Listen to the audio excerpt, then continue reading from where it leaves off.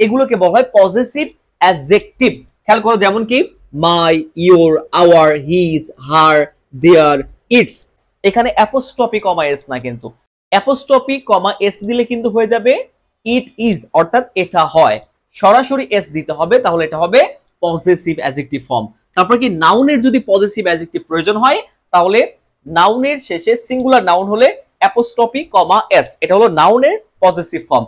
আর যদি plural noun হয়, যেমন শাহিজ, এটা প্লুরাল, শাহিনরা, তাহলে অ্যাপোস্ট্রফি কমা এস হবে এস এর পরে, অর্থাৎ শাহিনদের। ক্লিয়ার? আর এইটা হবে, এই যে শাহিন সিঙ্গুলার আছে, শাহিনের পরে অ্যাপোস্ট্রফি কমা এস, অর্থাৎ এই পজেসিভ হলো শাহিনের। যেমন কি আমি আমার এই বইটা দিয়ে যদি বলি, তাহলে শাহিনস এইচএসসি ইংলিশ গ্রামার, তাহলে শাহিনস বলতে শাহিনের। আর যখন হবে শাহিনস প্লুরাল আছে, প্লুরালের পরে অ্যাপোস্ট্রফি কমা হলে তখন হবে শাহিনদের, প্লুরালের পজেসিভ ফর্ম।